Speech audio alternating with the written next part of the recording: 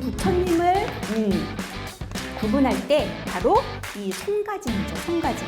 인계라고 합니다. 인계. 비로자나 부처님은 그러면 어떠한 손모습을 갖고 계시나요? 예, 맞습니다. 검지를 이렇게 두고 이렇게 감싸고 있는 모습. 품을 세 단계로 나눕니다. 상품인, 중품인, 하품인. 그래서 상중하로 나누고, 자, 상품 상생인부터 한번 손 모습을 한번 해볼까요? 그 뒤에 제가 그림을 넣어드렸어요. 자, 상품 상생, 검지, 중지, 약지죠. 예, 이렇게 되는 겁니다. 이게 상, 중, 하예요. 그래서 상품은 우리가 그 선 수행하듯이 이 배꼽 아래다가 이렇게 됩니다. 그래서 상, 중, 하 이렇게 손가짐을 아미타 부처님께서 상품일 때는 하고 계시고, 이제 중으로 가면 양쪽 손이 같이 올라가요. 설법인처럼, 로사나 설법인처럼. 그래서 중품 상생, 중품 중생, 중품 하생. 그 다음에 하품이다 라고 하면 어떻게 될까요? 이렇게 가슴으로 왼쪽 손이 갑니다. 그래서 상생, 하품 상생, 하품 중생, 하품 하생 이렇게 됩니다.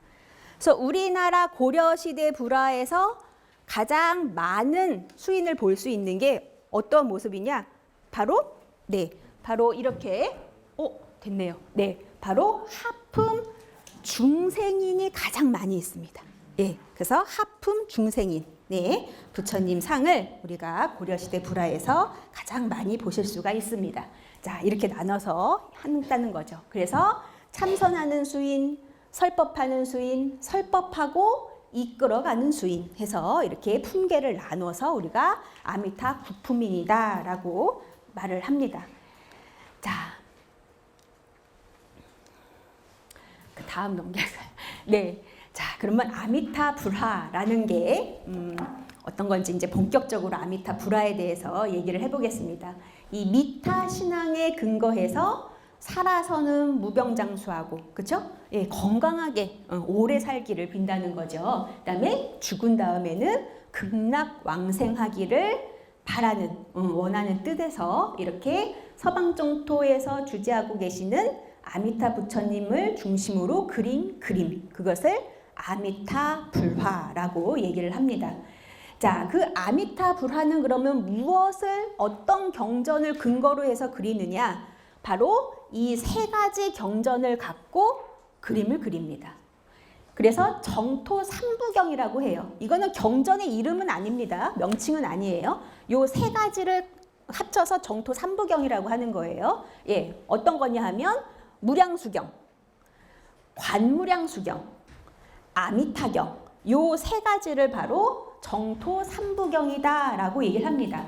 그래서 아미타 불화는 요 세 가지 경전을 소위로 삼아서 그림을 그렸다라고 보시면 됩니다. 자, 이렇게 아미타 부처님의 그림이 그려진 그 정각은 어느 정각이냐? 극락전에도 모실 수 있고요. 그다음에 무량수불이라는 게 바로 아미타 부처님을 얘기를 하는 겁니다. 그래서 무량수전에도 모시고요. 그다음에 아미타전에도 봉안되는 그러한 불화라고 보시면 되겠습니다. 자, 다음 넘겨. 네. 자, 아미타 그러면 후불도라는 거는 또 뭐냐? 부처님 상이 중심이 되잖아요. 정각에 불상 뒤에 있다고 해서 후불도 이렇게 얘기를 하는 겁니다. 그래서 아미타 후불도의 종류는 또 무엇이 있느냐 한번 보죠. 아까 말씀드렸듯이 한 분만 계시는 거는 독존도 이렇게 얘기를 합니다. 그래서 아미타 독존도, 독존불도 이렇게 볼 수가 있고요. 그다음에 아미타 삼존도, 삼존불도라고 하는 거는 아미타 부처님을 포함해서 관음, 대세지 또는 대세지 자리에 지장보살이 있는 그러한 도상을 얘기를 하는 겁니다. 그다음에 아미타 오존불도, 오존도라고 하는 것은 아미타 부처님 중심으로 관음, 대세지, 지장, 금강수보살 이러한 보살님들이 배치해 있는 이러한 모습을 얘기를 하는 거죠. 자, 관세음보살, 대세지보살, 지장보살 특징이 아주 뚜렷합니다. 관세음보살은 어떤 모습이냐? 보살상, 우선 불상과 보살상을 구분할 때는 뭘 갖고 또 구분을 쉽게 하십니까? 네, 보관. 머리에 보관을 쓰고 계세요. 보살님들은. 근데 머리에 보관을 쓰고 계시는 부처님도 계세요. 어떤 분이 보관을 쓰고 계실까요? 응? 로사나 부처님. 네, 정답입니다. 로사나 부처님은 보관을 쓰고 계세요. 그래서 보관을 쓰고 계시는데 부처님이라고 한다면 그분은 로사나 부처님이십니다. 이렇게 설법인을 하고 계시고요. 그래서 불화로도 많이 그려지고 상으로도 조성이 됩니다. 근데 조선시대로 오면 꼭 보관만 쓰고 계시지도 또 않아요. 그래서 보관이 없이 그냥 부처님 형상으로 되어 있는데 로사나 부처님을 조성을 하게 됩니다. 그래서 시대마다 조금 차이는 있는데 부처님도 보관을 쓰고 계시는 모습을 갖추고 계시다라고 생각을 하시면 됩니다. 그러나 아무튼 크게 우리가 구분을 한다면 보살상과 불상은 바로 보관을 썼느냐 안 썼느냐 이렇게 구분이 되죠.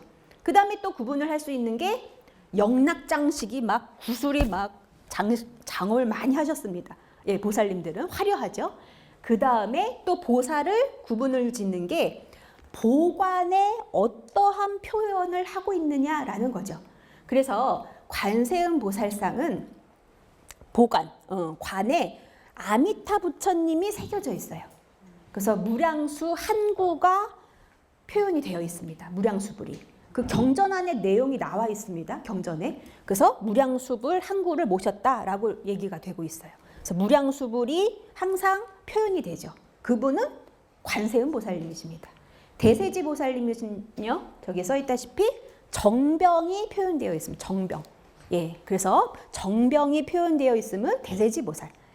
지장 보살님은 확실히 아시겠죠? 이렇게 스님처럼 승형 머리를 하고 계시거나 또는 두건을 쓰고 계시는 그러한 보살님의 표현을 볼 수가 있습니다. 그래서 아미타 삼존불도는 이렇게 관음세지 또는 관음지장으로 표현이 되는 그러한 그림을 얘기를 합니다. 네. 그 다음에 아미타 구존불도라는 것도 있습니다. 바로 아미타 부처님이 계시고 좌우 대칭으로 4분씩 보살님이 4분씩 8분이 계시는 거죠. 그래서 8대 보살님과 아미타 부처님이 계신 모습. 그래서 아미타 8대 보살도라고도 얘기를 합니다. 근데 아미타 8대 보살도라고 얘기를 하면 아미타 부처님은 빼고 아미타 부처님의 그 중심이 되는 8분의 보살님만 얘기를 하는 것 같아. 그래서 아미타 구존도라고 아미타를 포함해서 존수를 우리가 얘기를 하잖아요. 예, 그래서 아미타 구존도라는 말을 또 더 많이 씁니다. 자, 그래서 아미타 구존불도는 아까 말씀드렸던 오존도에다가 오존 보살에다가 4분이 더 그렇게 포함이 되는 거다. 그래서 미륵보살이나 묘길상 보살, 보현, 허공장 보살 이런 분들 또는 금강장 제장의 보살 이렇게 여러 보살님들이 추가가 됩니다. 자, 우리가 대부분 8대 보살이라고 얘기를 하는 게 대부분 이렇게 짝을 이루면서 얘기를 해요. 어떻게 짝을 이루느냐 하면요. 관음세지, 그렇죠? 예, 그 다음에 석가모니 부처님의 주 보살이 누구세요? 문수보현. 그렇게 항상 이렇게 짝을 이루죠. 그래서 8대 보살이라고 하는 거는 관음세지 또는 세지 자리에 지장보살님이 있을 수도 있고요. 또 관음세지가 있고 지장과 또 짝이 되시는 분이 바로 미륵입니다. 미륵보살. 아까 미륵 부처님이라고 제가 말씀드렸잖아요. 예, 근데 미륵은 보살 형태로도 그려지고 부처님 형태로도 그려져요. 그게 경전으로 나눕니다. 미륵 상생경에서는요, 보살의 형태로 놔두십니다. 근데 미륵 하생경, 우리 지상에 내려와서 용화수 나무 아래에서 세범 설법하시는 그 모습에서는 하생을 할 경우에는 부처님 형상으로 그려집니다. 그래서 미륵은 보살 형태, 부처님 형태가 동시에 다 이루어지는 거죠. 그래서 보살 형태로 그려질 때는 지장보살님과 짝을 이루면서 나타나는 그런 경우도 있습니다.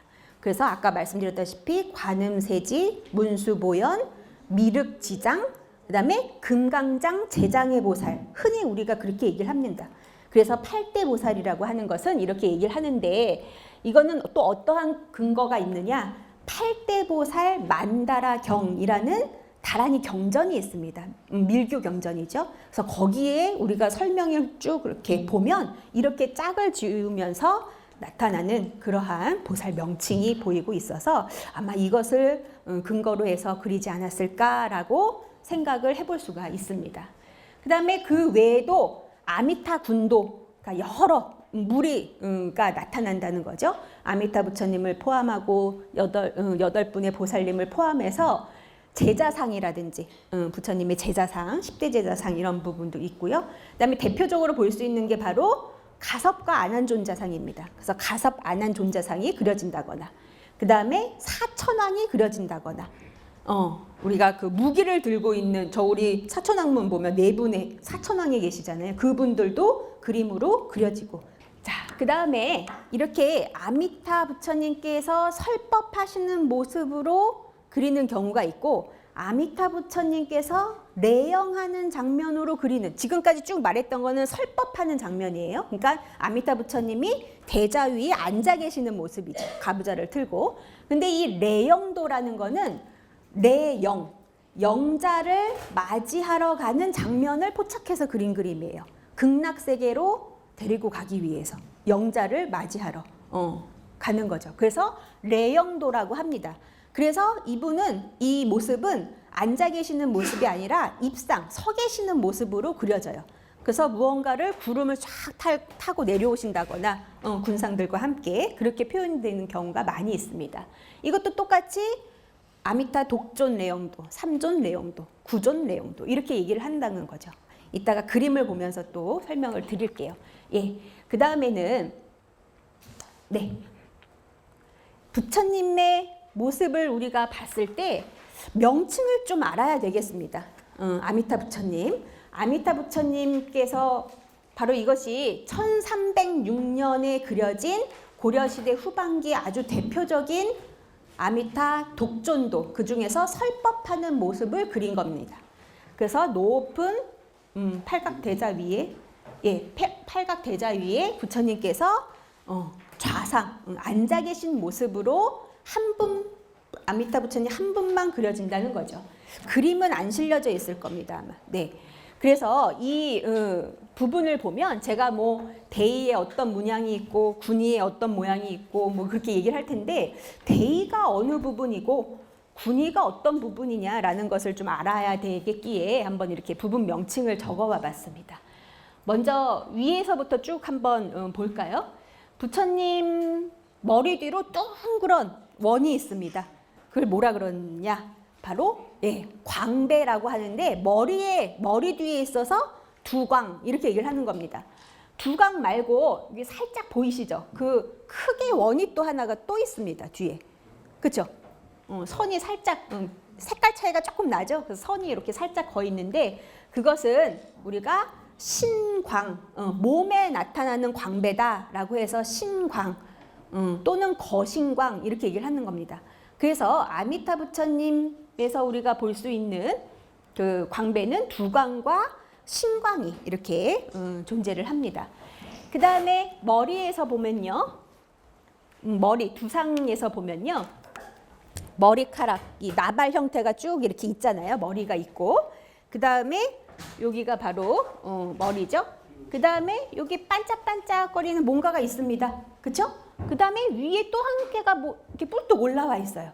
예, 이게 이렇게 세 가지로 이렇게 나눠서 볼 수 있는데, 요거는 머리, 나발 형태의 머리고요. 요거는 반짝반짝 빛나는 것은 바로 개주라고 합니다. 개주, 보석이 이렇게 박혀 있는 거죠. 요것은 또 고려 시대랑 조선 시대랑 또 달라요. 고려 시대에는요, 요 개주가 여기 머리와 요 육계, 요걸 육계라고, 뿔뚝 올라와 있는 요 부분을 육계라고 하잖아요. 요 부분 사이에 하나만 있습니다. 그것을 우리가 중앙계주다라고 얘기를 해요. 여기도 있네요. 예, 여기도 이렇게. 네, 중앙계주다라고 얘기를 하는데, 조선 시대로 가면 이 계주가 여기 맨 꼭대기 위로 하나가 또 올라가. 그것을 우리가 정상계주다라고 얘기를 하는 겁니다. 그래서 고려 시대랑 조선 시대랑 부처님의 계주 표현이 달라요. 그래서 고려 시대는 이렇게 중앙계주만 있는 모습으로 양식이 표현됩니다. 자, 그래서 부처님 얼굴, 눈, 코, 입, 상호라고 하죠. 부처님 상호가 이렇게 그려지고 굉장히 풍만한 얼굴 형태를 지니고 있습니다. 좀 살이 많이 이렇게 퉁퉁한 그런 그 몸을 갖고 계십니다. 건장해 보이시죠? 네, 조선시대로 가면 조금씩 이렇게 살이 빠지시는데요. 굉장히 건장한 그런 살집이 있는 그러한 형태를 갖고 얼굴과 상체, 하체를 표현을 합니다. 그래서 얼굴 상호와 함께 머리가 있고 중앙 계주가 있고 육계가 올라와 있는 그러한 모습입니다. 그 다음에 바로 이것이 아미타 구품인 중에서 하품 중생인을 하고 있는 그러한 수인을 갖고 계시는 거고요. 이게 손가락 표시가 잘 안 보여서인데 이렇게 검지를 맞대고 계십니다. 자세히 보면.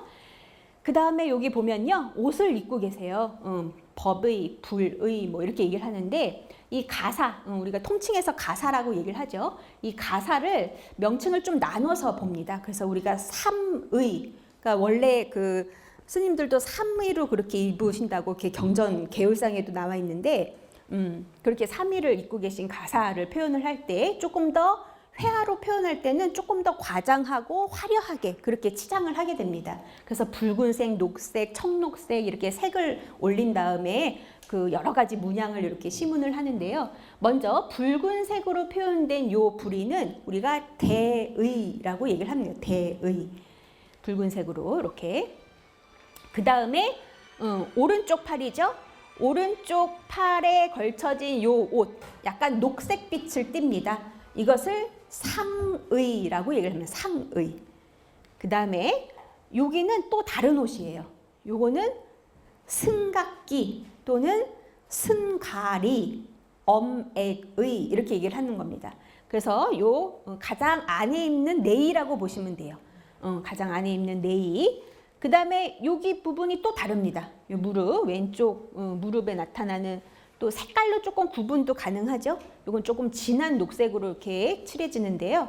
여기는 군의, 그러니까 치마 군자를 써서 군의라고 합니다. 그래서 이렇게 그 인도 복식을 생각하시면 아마 되실 거예요. 그 남자들도 치마 이렇게 둘러갖고 온 그 가사, 큰 가사로 한 번에 이렇게 하기도 하는데 그 왕족들은 이렇게 한번 치마를 둘른 다음에 이렇게 묶어서 끈을 내비칩니다. 그런 것처럼 이렇게 치마를 입으신 모습으로 우리가 군의라고 그렇게 설명이 됩니다.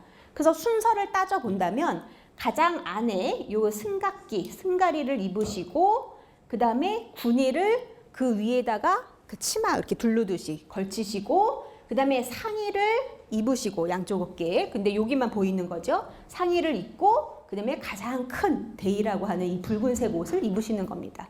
그래서 불화, 고려시대 불화에서 우리가 보이는 이 법인은 대부분 이렇게 네 벌을 입고 계시는 것으로 표현이 많이 됩니다. 예, 그렇게 안 돼 있는 경우도 있어요. 근데 대부분 그렇다는 겁니다. 그래서 이렇게 옷의 명칭을 한번 살펴봤고요. 그 다음에 여기 칠해라는 요 장식이 있습니다. 요거는 뭐냐 하면요. 요 승각기하고 대의를 연결시키는 끈이 있어요. 이렇게 묶습니다. 그래서 그 옛날 그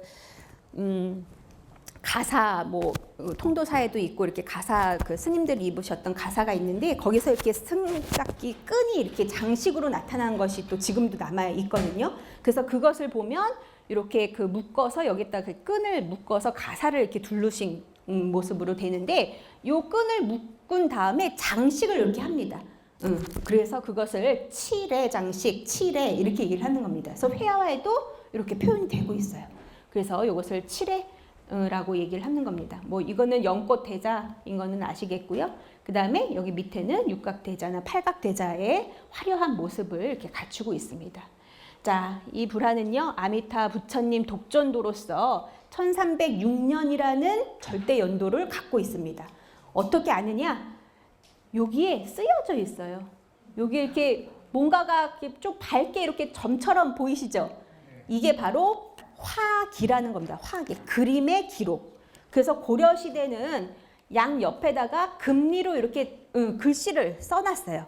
조선시대가 되면 요 아래에다가 붉은색으로 이렇게 칸을 마련을 합니다. 그래서 붉은색으로 이렇게 화기란을 만들어서 쭉 어디에 봉안처는 어디고 어느 사찰에 봉안을 했고 몇 년도에 조성을 했고 화승은 누구고 또 시주를 누가 했다라는 걸 쭉 적어 놓죠. 그래서 그런 화기가 있는데 고려시대만 하더라도 그냥 간단한 기록을 여기다가 이렇게 하고 있습니다.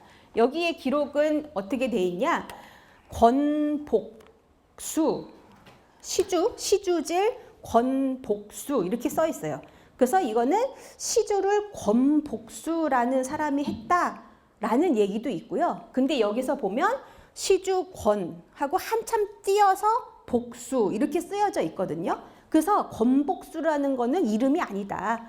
시주권이라는 성만 띄고 복과 수를 바라는 마음에서 썼다라는 설도 있습니다. 근데 확실하게 이게 권복수라는 인물의 이름인지 이름인 건지 아니면 그렇게 권씨고 복과 수를 빚는 마음에서 쓴 건지 그거는 좀 확실하지는 않지만 그렇게 많은 논문에서 그렇게 얘기를 하고 있습니다. 그리고 여기 양옆에 연도가 써져 있는데 바로 1306년이라는 그 연도를 알 수가 있는 거죠. 그래서 그때 당시 우리가 그 시대 상황도 알 수 있고 어떠한 사람이 어떻게 시주를 했고 몇 년대에 조성을 했는지 이런 것까지 알 수 있는 굉장히 중요한 불화라고 보시면 되겠습니다.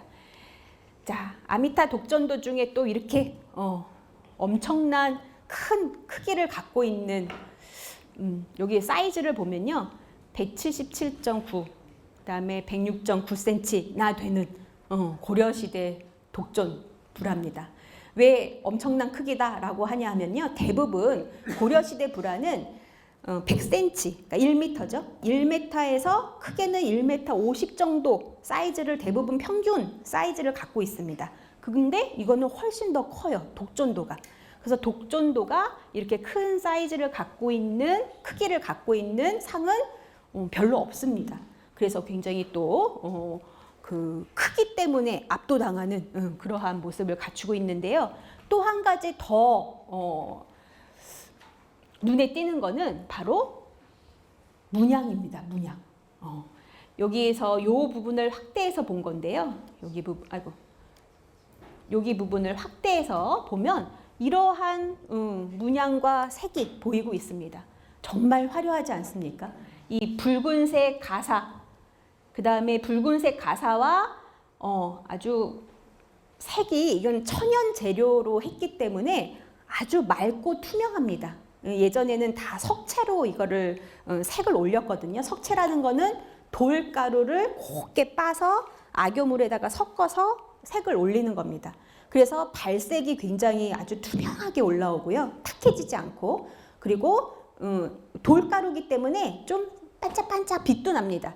유리질 성분이 있어서 그래서 굉장히 영롱한 그러한 색채를 띠고 있습니다. 그래서 붉은색과 아주 영롱한 청록색이 나는 그러한 연화대자를 갖고 있는 부처님이신데요. 더군다나 더 화려한 거는 가느다란 세필로 그린 바로 이러한 문양들입니다. 그래서 고려시대의 큰 특징이에요. 이렇게 화려한 문양을 갖추고 있는 조선시대 불화는 거의 없습니다. 그래서 이렇게 화려한 부분이 있는 이러한 그 장엄을 하는 고려시대 불화라는 거는 그 시대의 특징을 또 보여주고 있죠. 귀족적인 불교였기 때문에. 예, 그래서 여기서 나타나는 이러한 문양은요. 이거는 그 S자 곡선으로 계속 연결이 되면서 그 당초 문양을 그리고 있습니다. 당초. 우리가 당초라고 하는 거는 덩굴 형태의 식물을 얘기를 하는 겁니다. 그래서 당초라고 얘기를 하는 덩굴 문양. 그래서 덩굴 형태의 식물 문양과 함께 여기에 그려져 있는 거는요. 요거는 보상화 문양이라고 합니다. 보상화. 보상화라는 거는 상상의 꽃이에요. 실제로 존재하지 않는 꽃입니다. 그래서 연꽃과 뭐 국화 이런 것처럼 실제로 존재하지 않는 상상의 꽃인데 불교에서 특히 많이 채용을 해서 쓰이고 있습니다. 이 보상화의 특징은 뭐냐면 여러 겹으로 겹쳐져 있는 모습이에요. 다양한 꽃들이. 그래서 이렇게 다양한 꽃들이 여러 겹으로 겹쳐져 있는 이러한 꽃의 형태를 이렇게 만들어내면서 당초의 형태와 함께 정말 화려한 모습을 갖추면서 문양을 심문을 하죠. 그래서 이러한 화려성이 바로 고려시대의 큰 특징이라고 보시면 되겠습니다. 또 다음 그림 볼까요? 이거는 이제 독전도가 아닙니다. 삼전도입니다. 바로 이것이 상하 2단 구도다라고 하는 특징을 보여주는 겁니다. 바로 부처님 무릎 아래로 보살상이 내려왔다는 거죠. 그래서 부처님과 바로 요 분이 관세음 보살, 요 분은 대세지 보살, 그렇게 볼 수가 있습니다. 요거를 크게 확대해서 보면 여기는 부처님이 앉아 계시고요. 여기는 정병이 그려져 있어요. 조금 더 이따가 크게 보여드릴게요. 그래서 이렇게 관세음 보살님과 대세지 보살로 구성이 되는 삼존도라고 보시면 되겠습니다. 자, 이렇게 한 폭에 그려진 삼존도도 있고요.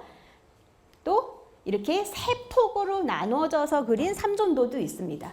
그래서 아미타 부처님과 함께 관음과 대세지 보살이 있는 세 폭으로 나눠진 아미타 삼존도도 있다는 거죠. 자, 그 다음에 요거는 오존도입니다. 오존도. 아미타 부처님과 함께 관음 세지. 그 다음에 이분들은 누구실까요? 예, 가섭존자와 아단존자입니다. 조금 노비구의 모습으로 나타나시는 분은 가섭존자. 예, 젊은 비구의 상은 아난존자입니다.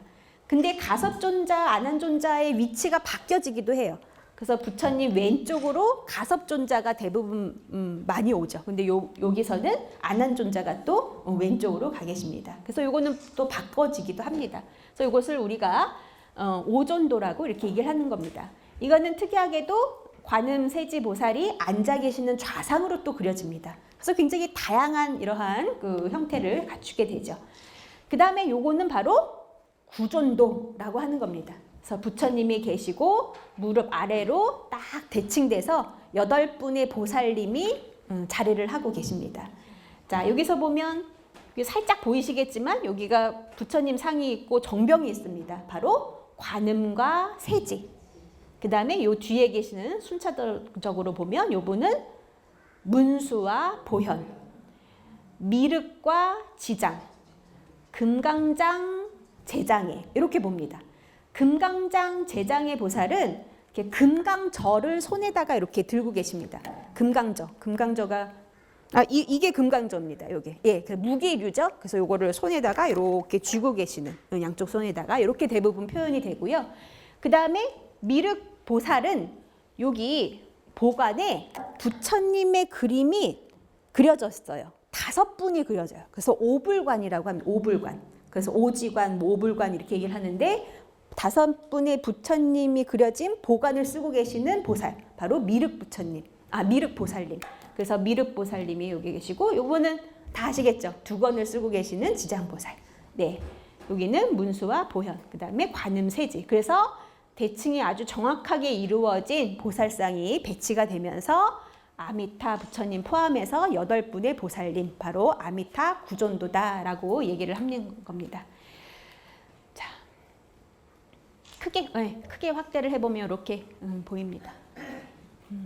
굉장히 보살님의 형태도 아주 건장해 보이시죠? 그래서 고려시대 이렇게 불보살상들은 굉장히 그 양감, 그러니까 부피감이 있다고 우리가 얘기를 하는데, 미술에서 이렇게 부피감이 있고 굉장히 이렇게 덩치가 이렇게 좋으신, 건장하신 그러한 불보살상을 많이 그리고 있습니다. 얼굴도 굉장히 살집이 있고, 그다음에 이런 어깨 부분이나 이런 하체 부분 또한 굉장히 건장한 그런 모습을 갖추고 계시죠.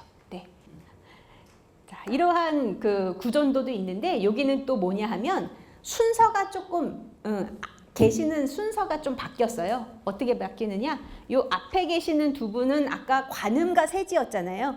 여기는 미륵과 지장으로 또 앞으로 나와 계십니다. 그래서 위치가 이렇게 바뀌기도 해요.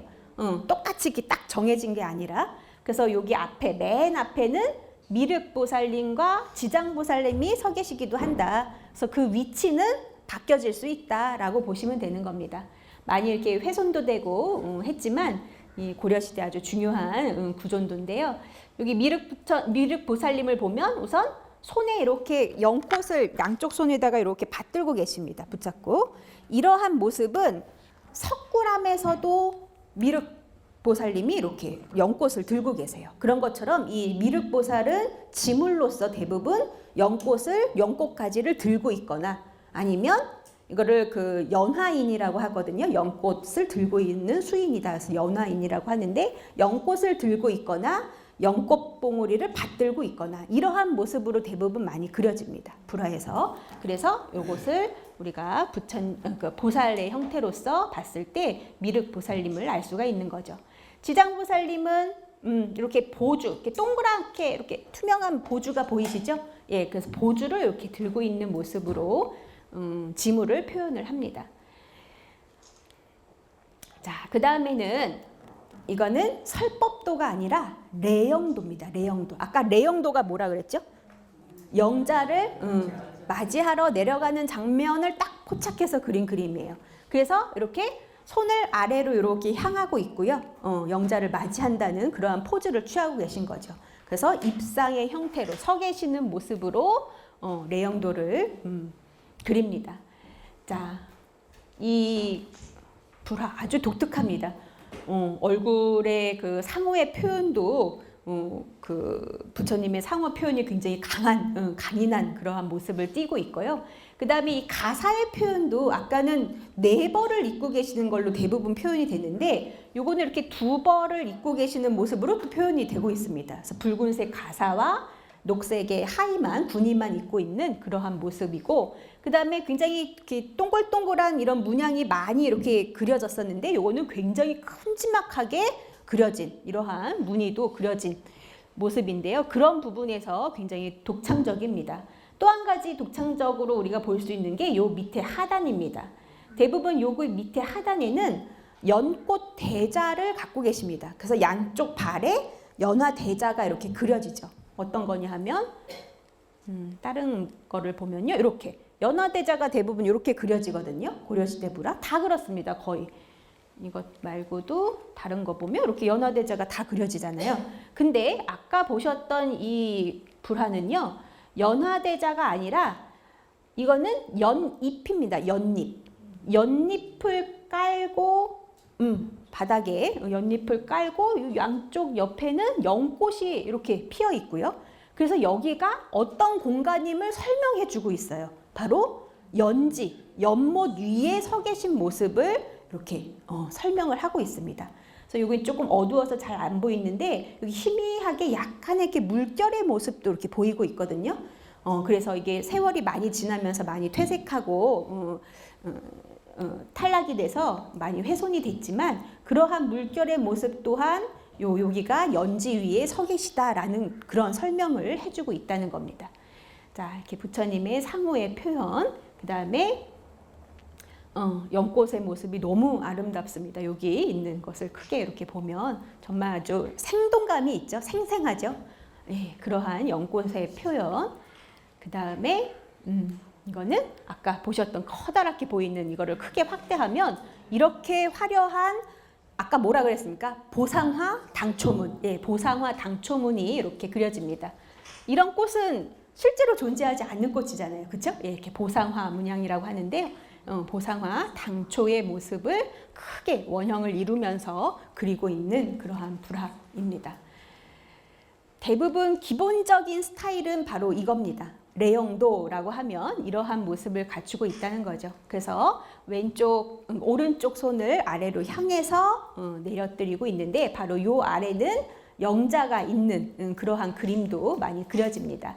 자, 여기서는 아까 보셨던 것처럼 4벌의 그런 가사를 입고 계시죠? 예, 승각기도 보이고요. 상의도 보이고 대의도 보이고 하의, 군의도 보입니다. 그래서 연화대자를 양쪽 발에다가 딛고 올라서서 영자를 맞이하러 가는 장면을 묘사를 한 그림이라고 보시면 됩니다. 무늬를 확대를 해보면 이러한 원무늬가 나옵니다. 요거는 연화 당초문입니다. 당초문이라는 건 아까 이렇게 S자로 이렇게 곡선이 이루어진다는 거죠. 그래서 당초문과 함께 연꽃, 그다음에 연잎 이런 것을 문양화해서 그린 모습입니다.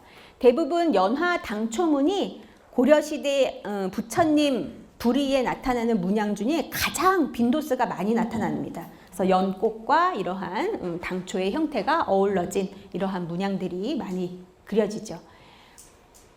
그 다음에 여기는 어떠한 부분이냐 하면 여기 상의 부분입니다. 상의. 상의에는요. 이거 뭔 것 같아요? 봉황입니다. 네, 봉황 그림과 구름의 모습이 같이 어울려져 있습니다. 그래서 운봉문 이렇게 얘기를 합니다. 운봉문. 자, 여기 상의는 부처님, 아미타 부처님의 가사 상의 중에 99%라고 할게요. 1%는 빼놓을게요. 99%가 운봉문으로 되어 있습니다. 그래서 고려시대 불화 문양을 보면 어느 정도 이렇게 규칙이 있고 어느 옷에는 어떤 문양이 어떻게 어떤 모습으로 들어가는지가 빈도수가 쭉 조사를 하게 되면 어떻게 많이 나타나는지를 볼 수 있는데, 근데 이 가사에 나타나는 문양은 조금 다양해요. 보상화도 나오고 연꽃도 나오고 그냥 당초문도 나오는데, 요 상의에 표현되어 있는 문양은 대부분 운봉문으로 이렇게 시문이 됩니다. 그래서 딱 격이 이렇게 나눠져 있어요. 부처님의 가사의 문양 표현도. 그래서 그런 것이 굉장히 독특하다라고 보실 수가 있습니다.